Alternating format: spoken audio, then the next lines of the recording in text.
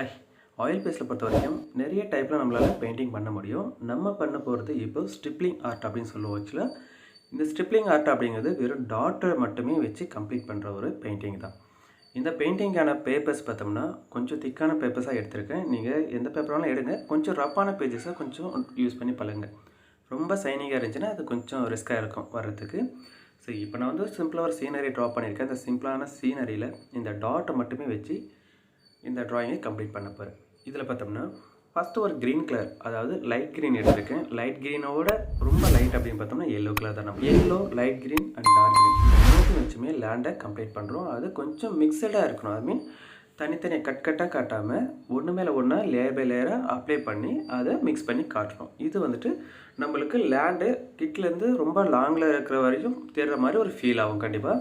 அடுத்து மவுண்டைனுக்கு பார்த்தோம்னா அல்ட்ராமெரின் ப்ளூவை மேலே டாப்பில் கொடுத்துட்டு அது கீழே கொஞ்சம் டார்க்கு, அதுக்கு கீழே இன்னும் கொஞ்சம் டார்க் அப்படின்ற மாதிரி அல்ட்ராமெரின் ப்ளூவுக்கு கீழே வயலட் கலரும் அதுக்கு கீழே டார்க் வயலட் கலரும் நான் அப்ளை பண்ணிக்கிறேன். ஸோ இப்படி பார்க்கும்போது நம்மளுக்கு லாங் டிஸ்டன்ஸில் பார்க்குற ஒரு மவுண்டைனை என்ன ஃபீலில் பார்ப்போமோ அந்த ஃபீல் நம்மளுக்கு கண்டிப்பாக கிடைக்கும்.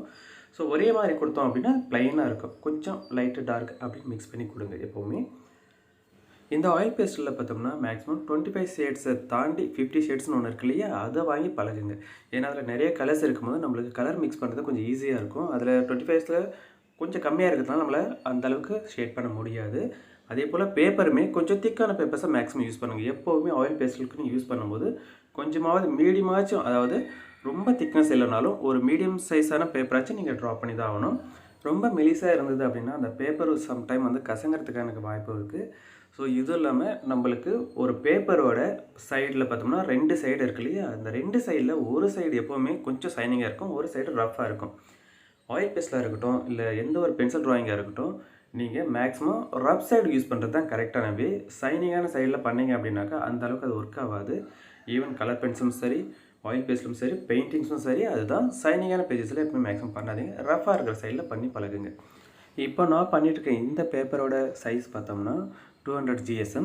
ஸோ இது கொஞ்சம் திக்காகவே இருக்கும். நம்மளுக்கு பேப்பர் அப்படிங்கிறத தாண்டி 200 GSM அப்படிங்கிறது போர்டுன்னு சொல்லுவாங்க. ஆக்சுவலாக இது பேப்பர் கிடையாது, கொஞ்சம் திக்காக இருக்கிறதுனால இது போர்டு அப்படின்னு சொல்லிட்டு போயிடும்.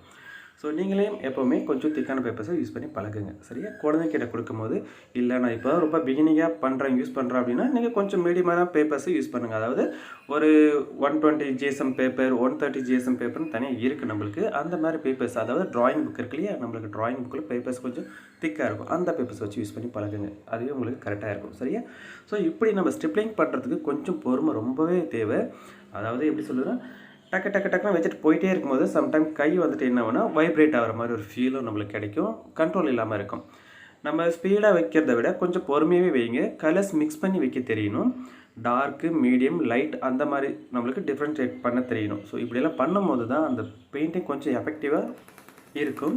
இது நம்மளோட ஆயில் பேஸ்ட்டில் பொறுத்த வரைக்கும் நம்ம எப்போ பெயிண்டிங் பண்ணாலும் ஜஸ்ட் கொஞ்சம் க்ளீன் பண்ணிவிட்டு பண்ணுங்கள்.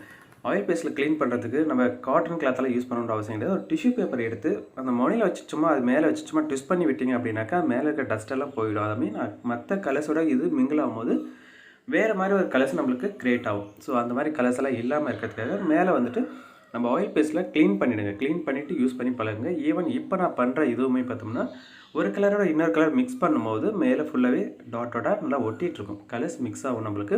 இதை அப்பப்போ க்ளீன் பண்ணிவிட்டு நம்ம டாட்டர்ஸ் வைக்கணும். அப்போ தான் இது கொஞ்சம் நீட்டாக ப்ரெசன்டேஷன் எப்படி இருக்குன்னா பளிச்சுன்னு தெரியும். இல்லைனா அங்கங்கே கலர்ஸ் மிக்ஸ் ஆகி தெரியும். அதே போல் இந்த பெயிண்டிங் பண்ணுறதுக்கு கொஞ்சம் ரிஸ்க்கான வேலையாக இருந்தது அப்படின்னா உங்களுடைய ட்ராயிங் கீழே இப்போ நீங்கள் பண்ணிகிட்ருக்கோம் இல்லையா, ஸோ இந்த மாதிரி நம்ம பண்ணுறோம் அப்படின்னா அந்த ட்ராயிங் கீழே ஜஸ்ட் ஒரு A4 ஷீட்டு, நல்லா ப்ளைனான ஒரு A4 ஷீட்டு கைக்கு கீழே வச்சுட்டு பண்ணுங்கள். இல்லை அப்படின்னா கொஞ்சம் நம்மளுக்கு மற்ற கலர்ஸ் எல்லாம் கையில் ஒட்டிட்டு அங்கங்கே எல்லாம் ஒரு மாதிரி ஆகிடும், ஸ்ப்ரெட் ஆகிடும். ஸோ அந்த மாதிரி ஸ்ப்ரெட் ஆகாமல் இருக்கிறதுக்காக நம்ம அடியில் சேஃப்டிக்காக இந்த OHP ஷீட்டு, இல்லை அப்படின்னா A4 ஷீட், இந்த மாதிரி ஷீட் எதாவது பேப்பரில் வச்சுக்கோங்க அடியில். அப்போ கொஞ்சம் உங்களுக்கு ஈஸியாகவும் இருக்கும், வேறு எங்கேயும் மிக்ஸ் பண்ண வாய்ப்பு இருக்காது. அதே போல் ஒரு கார்னர்லேருந்து கரெக்டாக முடிச்சுட்டு வந்துட்டே இருங்க. இங்கே கொஞ்சம் அங்கே கொஞ்சம் அப்படி இப்படிலாம் வச்சுக்கிட்டே இருக்காதிங்க.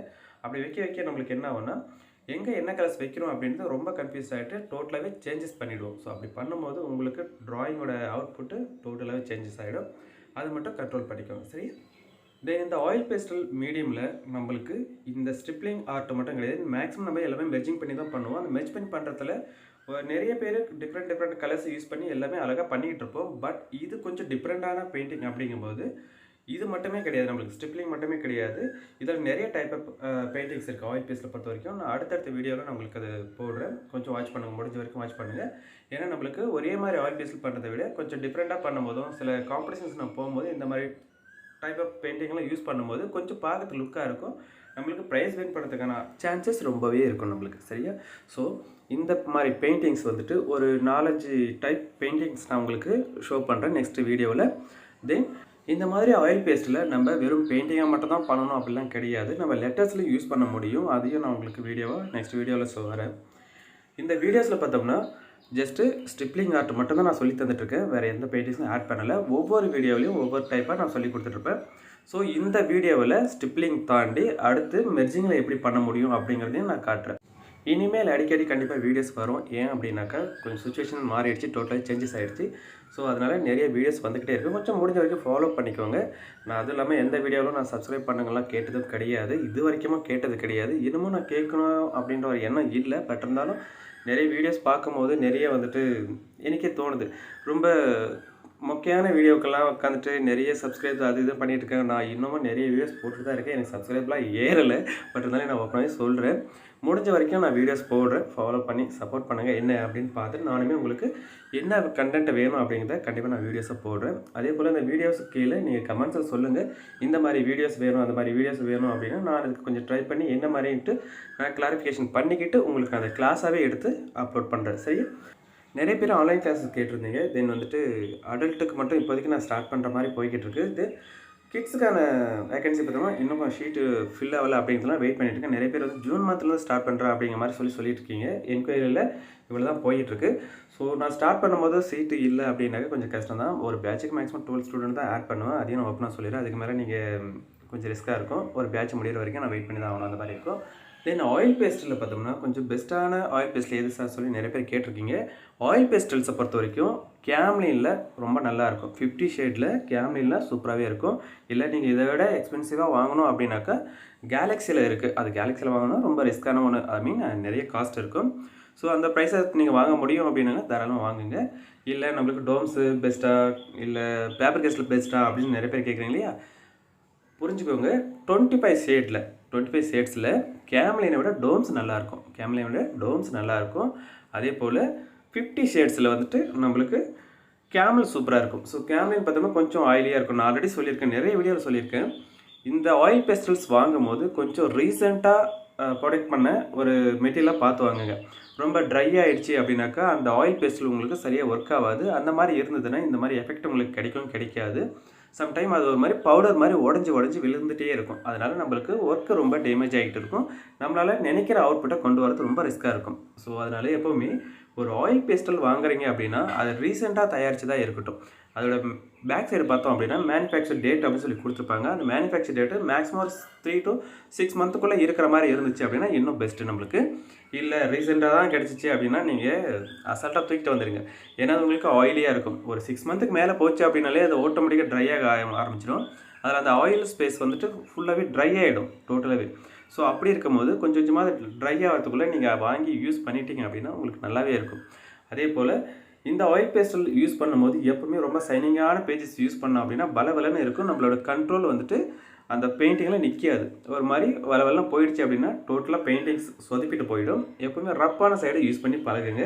இந்த ஆயில் பேஸ்ட்டில் வச்சு நம்மள டிஃப்ரெண்ட்டாக எப்படி ட்ரா பண்ண முடியும், எப்படியெல்லாம் இதை யூஸ் பண்ண முடியும் அப்படிங்கிறத அடுத்தடுத்த வீடியோவில் நான் உங்களுக்கு வீடியோவாக போடுறேன். அது எல்லாத்தையும் ஃபாலோ பண்ணிக்கோங்க. தென் இதில் ஒரு சில சர்ப்ரைஸுமே இருக்குது உங்களுக்கு.